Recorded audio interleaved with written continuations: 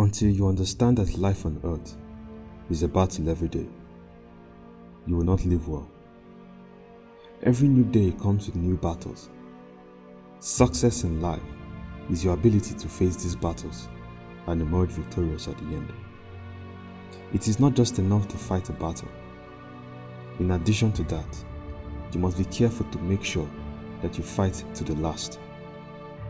The battle you run away from today will meet you tomorrow.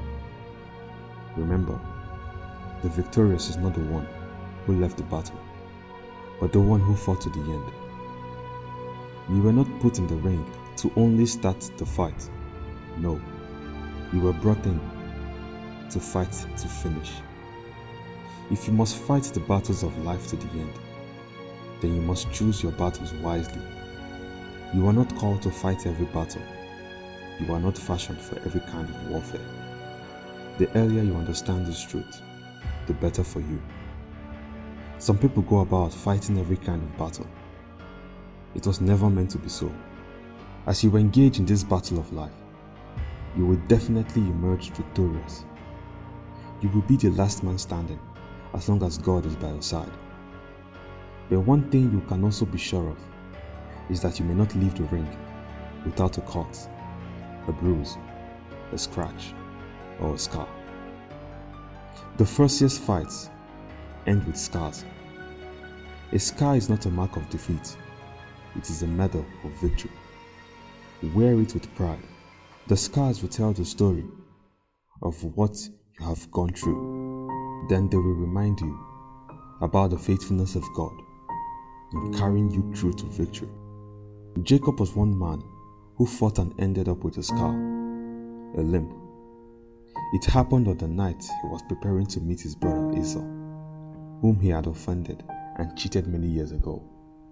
But that night, after he had sent his family ahead, an angel of the Lord came and wrestled with him all night. Jacob was no easy opponent. He held on and kept fighting. When the angel saw that he could not overpower Jacob, he dislocated Jacob's hip and left him limping all the days of his life. Jacob fought to the end and got injured. But the story did not end there. He got a blessing and a change of name. His victory was won, albeit with a scar. Yet, the testimony is that he fought to the end. There is a blessing you are going to get if only you will fight to the end. Whatever happens, make sure you don't get off the ring halfway. If you must fight to finish, then you must keep your eyes on the finish line. A vision of the end will keep you in the fight. All who fight in the boxing contest or wrestling competition do not do so for fun. Rather, they engage in the fight because there is a prize to be won at the end. In other words, their eyes are on the prize. If there is any motivation they need, it is what lies ahead of their victory.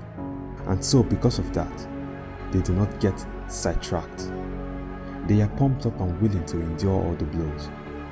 They refuse to remain on the ground because that will disqualify them from the reward at the end. In every fight you get caught up with, know the rules of engagement. No matter how strong you are, no matter the advantages you have over your opponent, the moment you commit a foul, you can be sent off the game. What happens to your prize or reward then? You lose it. If that happens, ignorance cannot be an excuse. This is because it is assumed that before you must have gotten into the ring, you know the rules guiding the fight. Make sure you fight to win. Yet, that doesn't mean you should fight dirty. Those who fight to finish are those who fight according to the rules. The Bible has this to say about those who fight for the finish line.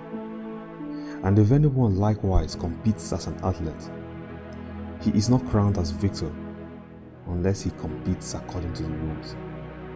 2 Timothy chapter 2 verse 5. Again, you need to know who your enemies are. You don't go to war without information. Half of your victory lies in your knowledge, of your enemy and his strategy. When you know your enemies, you are better prepared for them. Imagine fighting your allies just because you are ignorant of who your real enemies are.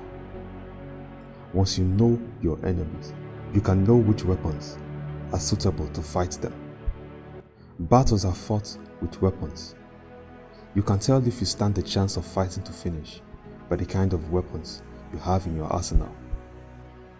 To get to the end will also mean that you have enough bullets or arrows and other supplies that will last to the end of the battle. Many wars have ended because of depletion of supplies.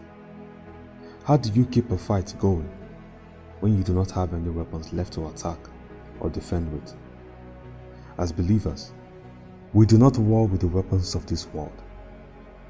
Our battle is not against flesh and blood. The Bible tells us in 1 Corinthians chapter 10 verse 4, we use God's mighty weapons, not godly weapons, to knock down the strongholds of human reasoning and to destroy false arguments. We will surely fight to finish because our weapons were not crafted by us, nor any mortal hands. No, they were crafted by God. They are His weapons, which He has made available for our use. Anything that stands in our way gets knocked down. We move with the backing of the Holy Spirit and the heavenly hosts. We are unstoppable. Our eyes are on the finish line, and we will definitely finish strong. Without reservation, we shall surely fight to finish.